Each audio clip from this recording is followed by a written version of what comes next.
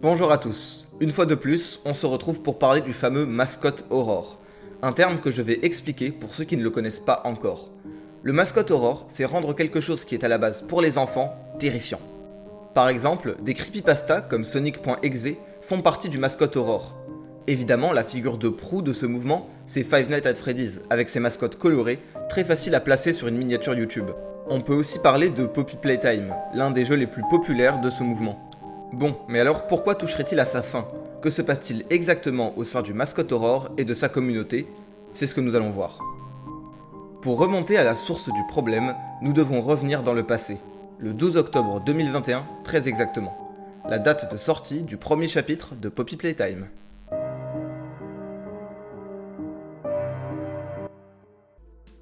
Le jeu est court, il se finit en 25 minutes et il a une histoire très similaire à celle de Bendy, un autre jeu du mascotte Aurore. L'ennemi principal du chapitre est une version grandeur nature d'un jouet très coloré, en bref, une mascotte. Les gens achètent en masse ce premier chapitre, des youtubeurs de tous les pays font des vidéos dessus, et il gagne une énorme popularité en très peu de temps. Paradoxalement, les critiques du jeu sont très mauvaises. Il coûte 5€ pour un temps de jeu très court, il a un bouton Shop directement dans son menu, et son audience est majoritairement composée d'enfants. Il n'en faut pas plus pour qu'il devienne le mouton noir d'internet. En cherchant un peu, les gens commencent à comprendre que les développeurs de ce jeu ont des choses à se reprocher. Entre plagiat, cyberharcèlement et vente de NFT, leur passé n'est pas tout rose. J'ai d'ailleurs une vidéo sur ma chaîne qui en parle plus en détail, je vous la mets en description. Les choses finissent par se calmer, notamment parce que les développeurs décident de rendre leur jeu gratuit. Le chapitre 2 finit par sortir le 5 mai 2022. Cette fois, personne ne peut le nier, on est face à un bon jeu. Les graphismes sont beaux, l'ambiance est angoissante, les personnages sont intrigants, bref, c'est un jeu d'horreur très sympathique. Mais les développeurs font une annonce spéciale. Le chapitre 3 ne sortira pas avant très longtemps. En effet, ils veulent continuer à améliorer leur jeu, et pour cela, ils ont besoin de temps. Cette annonce ne tombe clairement pas dans l'oreille d'un sourd. Plusieurs développeurs avides décident de créer des jeux avec des mascottes pour gagner le plus d'argent possible pendant que les gens attendent le chapitre 3 de Poppy Playtime. L'exemple le plus connu est évidemment Garten of Banban, une série de jeux sans âme fait pour capitaliser sur la tendance du mascotte Aurore. Avant de développer plus en détail cette licence, je dois répondre à une question que vous vous posez peut-être. Pourquoi le mascotte Aurore est si populaire ? Il n'est pas facile de répondre à cette question, mais je peux au moins vous donner mon avis. Le mascotte Aurore s'appuie énormément sur YouTube et sur les enfants. Beaucoup de chaînes YouTube sont consacrées à faire des animations 3D avec des personnages du mascotte Aurore dans des situations invraisemblables. Ces vidéos se retrouvent souvent sur l'enfer sur Terre, j'ai nommé YouTube Kids, l'endroit destiné aux enfants, mais aussi le plus dangereux pour eux. Une poubelle à ciel ouvert où se mélangent contenu sans âme et youtubeurs avides.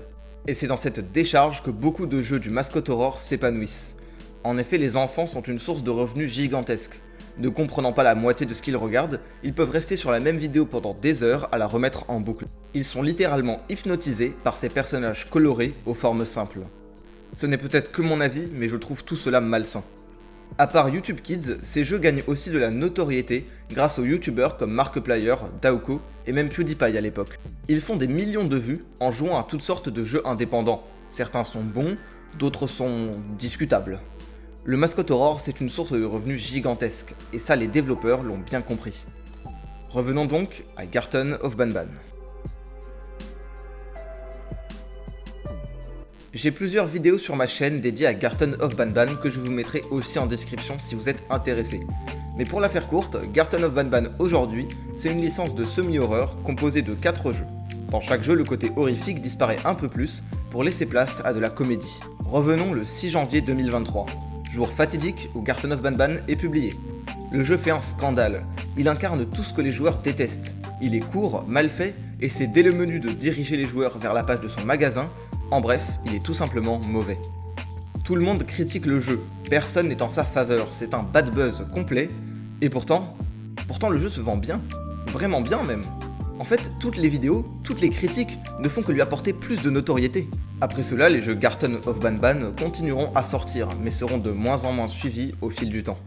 À ce moment-là, de plus en plus de mauvais jeux du mascotte Aurore sortent, mais plus personne n'est là pour s'en indigner, puisque plus personne n'y joue. Le mouvement est complètement en perte de vitesse, et il se fait dépasser par d'autres jeux indépendants, comme le maintenant très célèbre Lethal Company. C'est dans ce contexte que sort le chapitre 3 de Poppy Playtime le 30 janvier 2023. Et contre toute attente, c'est un succès total, autant critique que commercial. C'est clairement le meilleur jeu du Mascot Aurore, mais plus que ça, c'est un incroyable jeu d'horreur tout court. Maintenant la question est la suivante, Poppy Playtime a-t-il ressuscité le Mascot Aurore? Ou bien l'a-t-il achevé?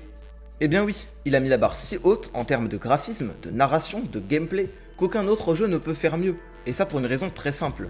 Mob Games, les développeurs du jeu, sont devenus une très grande équipe, au point qu'on peut même hésiter à appeler cela un jeu indépendant maintenant. Mais alors, personne ne peut faire mieux? Vraiment personne? Même pas FNAF?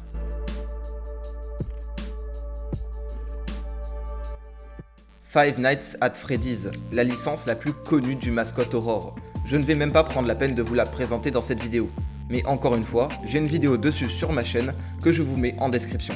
Ça fait beaucoup de vidéos, je sais. FNAF donc, ce pilier de l'horreur indépendante. Ne pourrait-il pas devancer Poppy et donner un nouvel espoir au Mascot Aurore? Désolé de vous décevoir, mais la réponse est non. Ce n'est pas non parce que FNAF n'a pas les moyens de faire mieux. C'est non parce que FNAF ne fait pour moi plus partie du Mascot Aurore. Au fil des jeux de la licence, on a pu voir un changement de ton, l'horreur laissant de plus en plus la place à de la science-fiction. Quelque chose qu'on peut voir énormément dans les derniers jeux, comme Security Breach ou Help-Wanted 2. Et c'est quelque chose qu'on voit même dans les vidéos d'animation 3D de ces chaînes sur YouTube Kids. Les personnages de FNAF ont disparu depuis très longtemps, leur design et leur couleur étant devenus trop complexes. A la place, on voit apparaître des personnages de Garten of Banban et d'autres obscurs jeux sur Roblox.